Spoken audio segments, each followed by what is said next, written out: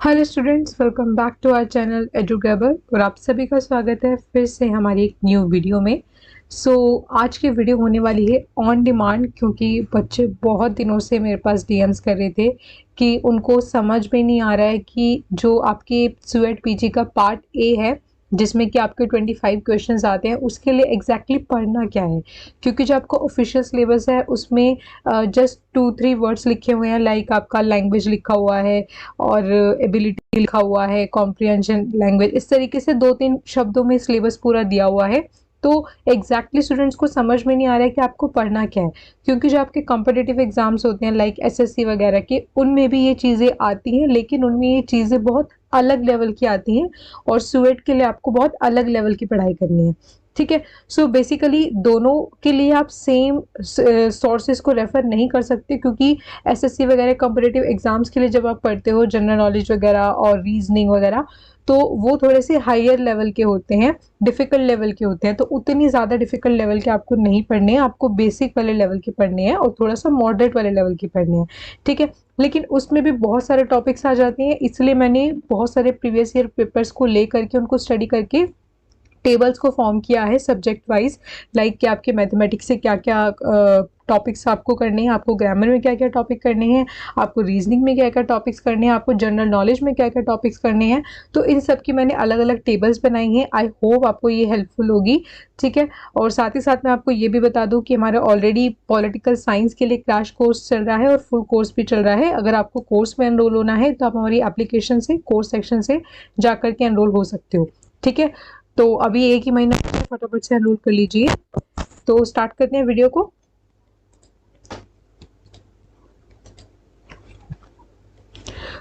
ये इस तरीके से मैंने टेबल्स को फॉर्म किया है ताकि आप लोग इसका स्क्रीनशॉट ले सकें। स्क्रीनशॉट ले लेंगे तो आप लोगों के लिए हेल्पफुल होगा जब आप इनको topic by topic cover up कर रहे होंगे। इसीलिए ये मेरा मकसद था कि मैं इसको एज अ टेबल फॉर्म में आप लोगों को प्रोवाइड करूँ। ठीक है। तो फर्स्ट है आपका वर्ड स्पेलिंग्स। तो वर्ड स्पेलिंग में आपसे क्या चीज़ें पूछी जा रही हैं? वर्ड स्पेलिंग में पूछी जा रही है लाइक आपको कोई भी स्पेलिंग दी जाती है किसी भी वर्ड के इंग्लिश की, वो गलत दी गई होती है, आपको 4 ऑप्शन में से बताना होता है कि इसमें से सही स्पेलिंग कौन सी आएगी। उसके बाद आता है आपका जंबल सेंटेंसेस। जंबल सेंटेंसेस में आपको कुछ सेंटेंसेस दिए होते हैं, आपको उनको अरेंज करना होता है। देन आपकी ग्रामर आती है, बेसिक वाली हैज़, हैव, हैड, वर, इस टाइप के आपको ग्रामेटिकल चीज़ों को फिल करना होता है फिलिंग द ब्लैंक्स के अंदर। ठीक है। उसके बाद आता है आपका वन वर्ड। वन वर्ड का मतलब होता है लाइक आपको बोल देंगे कि ऐसा कौन है कि जो माइंड से रिलेटेड डिजीज को ठीक करता है, या फिर ऐसा कौन है जो मोटिवेशन देता है। तो ऐसे इंसान को हम क्या बोलेंगे? लाइक फिजियोथेरेपिस्ट बोलेंगे, मोटिवेटर बोलेंगे, या क्या बोलेंगे? तो इस टाइप के वन वर्ड जिसकी डेफिनेशन आपको दी जाएगी और आपको बताया जाएगा कि आपको बताना होगा कि उस पर्सन को एक पर्टिकुलर वर्ड में हम क्या कहते हैं। ठीक है। तो वन वर्ड आते हैं आपके पास। उसके बाद आपके पास आते हैं फ्रेजेस। ठीक है। उसके बाद आते हैं आपके ईडियम्स। ईडियम्स लाइक आप बोलोगे it's not your cup of T, यानी कि ये काम आपके बस का नहीं है। ठीक है। तो इस टाइप के ईडियम्स का आपको मीनिंग बताना होता है, या फिर आपको सेंटेंस दिया जाता है उसका ईडियम आपको बताना होता है कि 4 ऑप्शंस में से कौन सा होगा। उसके बाद आपकी नरेशन है। Substitute word. सब्स्टिट्यूट का वर्ड इस तरीके से आते हैं, फॉर एग्जाम्पल आपको कुछ सेंटेंस दिया जाएगा या फिर कोई वर्ड दिया जाएगा, आपको बताना होगा कि ऐसा कौन सा वर्ड है जो सेम मीनिंग्स के साथ सेम मीनिंग रखता है, और इसको सब्स्टिट्यूट करके उस वर्ड को लगा देंगे तो भी काम चल जाएगा। ठीक है। तो ऐसे में सब्स्टिट्यूट वर्ड आपको बताने होते हैं। उसके बाद आता है आपका कंप्लीट द सेंटेंसेस या फिलिंग द ब्लैंक्स। ठीक है। इसमें आपका कोई भी बीच का पार्ट आपका गायब हो सकता है। फॉर एग्जांपल आपकी वर्ब की फॉर्म गायब हो सकती है, आपकी कोई ग्रामर मिसिंग हो सकती है, आपको कोई वर्ड मिसिंग हो सकता है, तो आपको फिलिंग द ब्लैंक्स करना होता है। उसके बाद आपका एक्टिव पैसिव वॉइस आती है। कई बार एक्टिव वॉइस दी जाती है, उसको पैसिव वॉइस में कन्वर्ट करना होता है। कई बार आपकी पैसिव वॉइस दी जाती है, उसको एक्टिव वॉइस में कन्वर्ट करना होता है। उसके बाद वर्ड्स के आपसे एंटोनियम्स और सिनोनियम्स पूछे जाते हैं। Odd one out. Odd one out का मतलब है, फॉर एग्जांपल एक वर्ड है डॉक्टर। डॉक्टर से रिलेटेड वहाँ पे जो है चार चीज़ों में आपको 3 चीज़ें डॉक्टर से रिलेटेड बिल्कुल क्लोज वाली दी होंगी और एक वाली ऑड दी होगी। ठीक है। ऑड वाली यानी कि या तो उससे बहुत दूर तक वो रिलेट करती नहीं होगी या फिर काफ़ी दूर का रिलेशन होगा। तो ऐसे में आपको जो सबसे क्लोजली 3 शब्द होते हैं उनको निकाल करके जो ऑड वन आउट होता है उसको आपको टिक करना होता है। उसके बाद आता है आपका स्पेलिंग करेक्शन।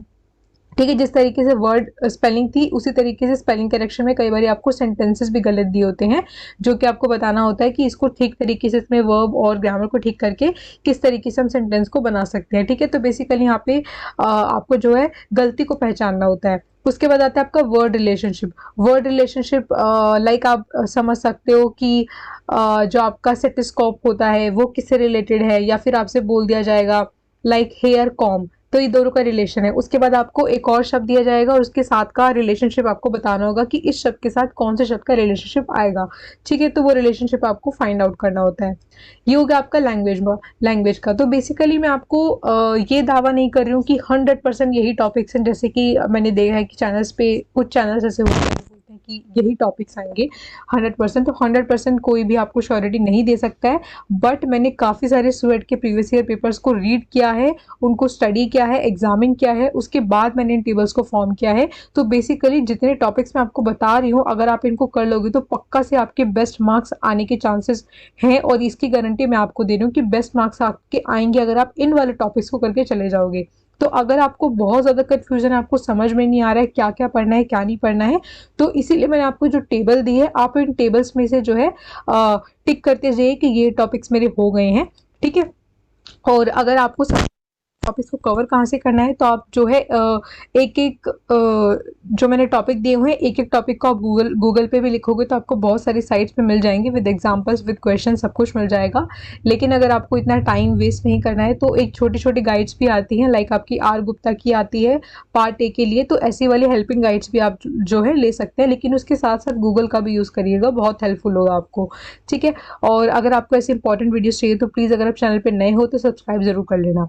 उसके बाद है जनरल नॉलेज। तो जनरल नॉलेज का जो एरिया है वो बहुत ही ज़्यादा वास्ट है as compare to any other domain. ठीक है, चाहे वो आपका लैंग्वेज हो गया, मैथमेटिक्स हो गया, रीजनिंग हो गया, इन सब के टॉपिक्स को फिर भी नैरो डाउन किया जा सकता है, लेकिन जनरल नॉलेज के टॉपिक्स को नैरो डाउन नहीं किया जा सकता। इतना ब्रॉड इसका एरिया है। लेकिन फिर भी जो क्वेश्चंस आपके एग्जामिनेशन यानी कि स्वेट में पूछे जा रहे हैं वो मैंने यहाँ पे लिखे हैं। ठीक है, क्योंकि जनरल नॉलेज आपकी एसएससी के एग्जाम में भी आती है और भी अदर एग्जाम्स में आती है, बहुत सारे एग्जाम्स में आपकी जनरल नॉलेज पूछी जाती है।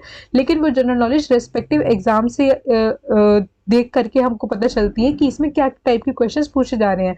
तो उसी तरीके से मैंने आपके पेपर को स्टडी को देख करके बताया है यहाँ पे किस टाइप के क्वेश्चंस आपके बार बार पूछे जा रहे हैं। लाइक आपके नोबेल प्राइज, तो हो सकता है कि रिसेंट में या फिर लास्ट 2-3 ईयर्स में किसी बुक को नोबेल प्राइज मिला हो या फिर किसी पर्सन को मिला हो। ठीक है, तो ऐसे नोबेल प्राइजेस आपको याद रखने हैं, और नोबेल प्राइज के सिवा आपके पास और भी कुछ फेमस प्राइजेस होते हैं तो वो भी आपको याद रखने हैं। ठीक है, उसके बाद आते हैं बुक्स एंड ऑथर्स। तो हो सकता है हाल फिलहाल में कोई किसी बुक को कोई अवार्ड मिला हो या किसी मुद्दे को लेके कोई बुक फेमस हुई हो। ठीक है, तो ऐसे बुक्स एंड ऑथर्स पे आपको नजर रखनी है। उसके बाद आता है आपका यूनिवर्सिटी इंस्टीट्यूशन। तो कई बार आपको डायरेक्टली इंस्टीट्यूशन का नाम दे दिया जाता है, लाइक फॉर एग्जांपल इग्नू का नाम आपने ले लिया, तो इग्नू के बाद आपके पास 4 सेंटेंसेस दिया जाएगा कि बेसिकली इग्नू क्यों इस्टेब्लिश हुआ है, इग्नू की मेन वर्किंग क्या है। ठीक है, इस तरीके से आपको उसकी वर्किंग जो होती है उसको फाइंड आउट करके उसको टिक करना होता है। सैटेलाइट्स पे मैंने देखा है 2-3 पेपर्स में सैटेलाइट पे क्वेश्चन आ रखा था, इसलिए मैंने यहाँ पे सैटेलाइट को अलग से लिखा है। लाइक आपको ये पता होना चाहिए कि फर्स्ट सैटेलाइट कौन सी थी, या फिर हो सकता है आपसे ये पूछ लिया जाए कि एजुकेशन के लिए हमारे पास कौन सी सैटेलाइट है। तो इस तरीके से बेसिक आपको जो मेजर वाली सैटेलाइट्स है उनके नाम पता होने चाहिए, और या फिर अगर रिसेंटली में कोई लॉन्च हुई है तो उसको नाम पता होना चाहिए, किस कंट्री ने लॉन्च किया है, कब लॉन्च किया है, ये आपको बेसिक सी इन्फॉर्मेशन होनी चाहिए। उसके बाद मैंने देखा है कि जब से कोरोना गया है, कोरोना के टाइम के बाद से वैक्सीन के ऊपर भी क्वेश्चन पूछे जाने लगे हैं। लाइक आपसे पूछा गया था कि वैक्सीन का नाम कौन सा है और ये वाली वैक्सीन कौन सी कंट्री ने बनाई है। ठीक है, तो इस तरीके से आपको वैक्सीन की इंफॉर्मेशन पे भी थोड़ा सा ध्यान दे करके जाना है। उसके बाद आपसे कई बार नेशनल पार्क्स पूछ लिए जा रहे हैं कि ये वाला नेशनल पार्क कहाँ पे मिलता है। तो एक बार आप गूगल पे लिखोगे कि list of national parks with states, तो आपको पूरी लिस्ट मिल जाएगी आसानी से। उसके बाद कई बार आपसे किसी भी एक डिजीज का नाम दे दिया जाता है और फिर आपको ऑप्शंस में पूछा जाता है कि कौन से कॉज से ये होती है। बेसिक से साइंस आपको पता होनी चाहिए थोड़ी बहुत। उसके बाद करंट अफेयर्स का मैंने अलग से टेबल नहीं बनाया है, क्योंकि करंट अफेयर्स मैंने इसी में डाल दिया है। करंट अफेयर्स में बेसिकली क्या पूछा जा रहा है, फॉर एग्जांपल अभी G20 की होस्टिंग इंडिया के पास है, तो G20 से क्वेश्चन आया था पिछले साल। तो इस तरीके से जो करंटली आपके कॉन्फ्रेंसेस चल रहे हैं, हो रहे हैं या फिर कोई पर्टिकुलर डे सेलिब्रेट किया जा रहा है, तो उनकी रिगार्डिंग आपको इन्फॉर्मेशन होनी चाहिए और उनकी बैकग्राउंड नॉलेज होनी बहुत इंपॉर्टेंट है। बच्चे क्या करते हैं, फॉर एग्जांपल G20 की मेंबरशिप अब इंडिया के पास है, तो ठीक है, बच्चों को इतना पता चलेगा G20 की मेंबरशिप इंडिया के पास है, ये हमारा करंट अफेयर हो गया। नहीं, ऐसे नहीं पढ़ते करंट अफेयर्स को। करंट अफेयर का मतलब ये नहीं होता है कि जो चीज़ करंट में चल रही है बिल्कुल वही आपसे क्वेश्चन पूछ लिया जाएगा। करंट अफेयर करने का मतलब होता है कि कोई चीज़ आपकी करंट में चल रही है, कोई मुद्दा आपका करंट में चल रहा है, तो उसकी बैकग्राउंड नॉलेज भी आपको होनी चाहिए। फॉर एग्जांपल अगर G20 की मेंबरशिप इंडिया के पास है, तो G20 क्या है, उसमें किस टाइप की मेंबर्स हैं, और इंडिया को मेंबरशिप कितनी बार मिली है, या फिर इससे पहले कौन मेंबर था, फर्स्ट मेंबरशिप किसको मिली थी, और G20 का मकसद क्या है, इस साल का उसका मकसद क्या है। तो इस टाइप की इंफॉर्मेशन आपको होनी ज़रूरी है। ठीक है, तो बेसिकली जो करंट समिट इवेंट्स कॉन्फ्रेंसेज हो रहे हैं उसकी बैकग्राउंड आपको पता होना चाहिए। उसके बाद मैंने देखा है आपसे काफ़ी सारे पेपर्स में, लाइक यूजीसी नेट में, तो जब से न्यू एजुकेशन पॉलिसी आई है हर साल न्यू एजुकेशन पॉलिसी से क्वेश्चन आ रहा है, और आपके स्वेट में भी न्यू एजुकेशन पॉलिसी से क्वेश्चन मुझे देखने को मिला था। इसलिए मैंने यहाँ पे इसको डाल दिया है कि प्लीज़ आप न्यू एजुकेशन पॉलिसी में जितनी भी आपके इंपॉर्टेंट पॉइंट्स हैं आपको गूगल से आराम से मिल जाएगा। न्यू एजुकेशन पॉलिसी के ऊपर पूरा कोई भी आर्टिकल PDF मिल जाएगा, तो प्लीज़ उसको रीड आउट करके ज़रूर जाइएगा कि क्या क्या प्रोविजंस नए लेकर आए गए हैं। ठीक है, उसके बाद आपसे कोरोना रिलेटेड इन्फॉर्मेशन, जैसे कि मैंने आपको बताया कि वैक्सीन से रिलेटेड पूछा जा रहा है, और किसने कौन सी इंडिया, बेसिकली आपको इंडिया ओरिएंटेशन से पता होना चाहिए कि इंडिया ने किस किस कंट्री की हेल्प करी है, कौन सी वैक्सीन ट्रांसफर्स करी हैं, और इंडिया के पास कौन कौन सी वैक्सीन है, कौन सी वो इम्पोर्ट कर रहा है। ठीक है, इस टाइप की बेसिक से इन्फॉर्मेशन भी आप रीड कर सकते हो गूगल से। उसके बाद कॉन्स्टिट्यूशन के फीचर्स और कैरेक्टरिस्टिक्स आपको पता होनी चाहिए, लाइक स्केड्यूल्स और इम्पॉर्टेंट अमेंडमेंट्स। ठीक है, और कौन से इंपॉर्टेंट शेड्यूल को कब ऐड किया गया या फिर हटा दिया गया, इस टाइप के थोड़ा सा बेसिक इंडियन पॉलिटी आपको पता होना चाहिए। जो बच्चे पॉलिटिकल साइंस से हैं वो तो ऑलरेडी इसको पढ़ते ही हैं अपने मेन डोमेन में भी, लेकिन जो पॉलिटिकल साइंस से नहीं है तो उनको भी आई गेस इतना तो कॉन्स्टिट्यूशन आता ही होगा। नहीं आता तो आप गूगल की हेल्प से पढ़ सकते हो, या फिर मेरे चैनल पर भी वीडियोज़ को देख सकते हो। ठीक है, मेरे चैनल पर मैंने ऑलरेडी जो है इंपॉर्टेंट आर्टिकल्स की वीडियो डाली हुई है, तो आप उसको भी देख सकते हो। ठीक है, और अभी अपकमिंग वीडियोस में मैं इंपॉर्टेंट अमेंडमेंट्स भी लेकर आने वाली हूँ, और एक वीडियो मेरी ऑलरेडी डली भी हुई है अमेंडमेंट्स के ऊपर, तो उसको भी आप जाके रेफर कर सकते हो।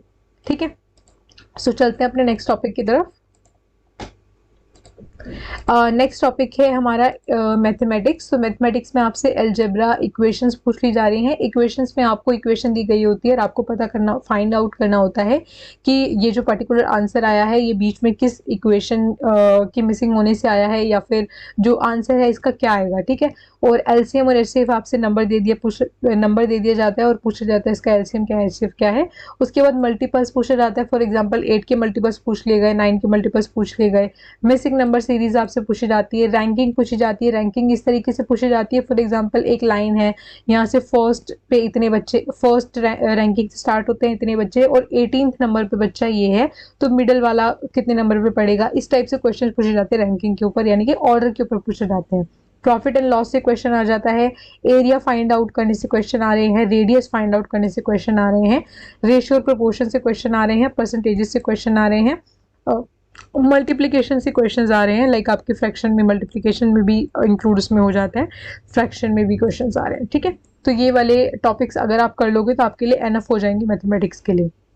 रीजनिंग से बहुत ज़्यादा क्वेश्चन आप लोगों से नहीं पूछा जा रहा है, क्योंकि रीजनिंग का बेसिकली उनका ज़्यादातर फोकस यूजीसी नेट के पेपर में होता है, क्योंकि नेट के पेपर में भी बहुत सारा सिलेबस आपका यही है जो आपके पार्ट ए में दिया गया है, थोड़े से अलग लेवल का है, और रीजनिंग उसमें ज़्यादा पूछी जाती है। लेकिन स्वेट के पेपर में मैंने देखा है कि बेसिक जो रीजनिंग है आपकी वही पूछी जा रही है, जो कि मेन टॉपिक्स मैंने यहाँ पे ऑलरेडी नोट डाउन कर दिए हैं। ब्लड रिलेशन आपसे पूछे जाते हैं, फॉर एग्जाम्पल आपको बोल दिया जाता है कि एक्स की वाइफ ये है, तो उसकी मदर इन लॉ या फिर जो भी है उसकी क्या लगेंगी, और यहाँ पर पूछा जाता है कि जो क्यू है वो इसका क्या लगता है, वाई का क्या लगता है। इस तरीके से आपको टेबल बनानी होती है क्वेश्चन को पढ़ करके, और फिर आपको जो है उसका रिलेशनशिप, यानी कि हिंदी में बोलो तो रिश्तेदारी आपको फाइंड आउट करनी होती है एक तरीके से। ठीक है, उसके बाद कोडिंग डिकोडिंग आती है। कोडिंग डिकोडिंग इस तरीके से की जाती है, लाइक फॉर एग्जांपल वर्ड है ओशन, ओशन को वो दे देंगे कोई भी कोड, फॉर एग्जांपल ACDEF। ठीक है, इस तरीके से आपको कोई भी रैंडम सा कोड दे देंगे, बोल देंगे कि ओशन के लिए हमने इसको ये कोड दे दिया है। ठीक है, ओशन के लिए हमने इसको ये कोड दे दिया है। उसके बाद बोलेंगे वो राइट, ये मैं आपको जस्ट एग्जांपल के लिए लिख रही हूँ, लेकिन वो कोई भी वर्ड दे सकते हैं। फिर वो बोलेंगे कि जिस तरीके से ओशन के लिए हमने ये कोड दिया है उस तरीके से राइट के लिए क्या कोड हो सकता है। तो बेसिकली इस तरीके से क्वेश्चंस आते हैं, उसके लिए अलग से चीज़ें हैं, लाइक आपको चलो वो एक अलग चीज़ है, छोड़ो।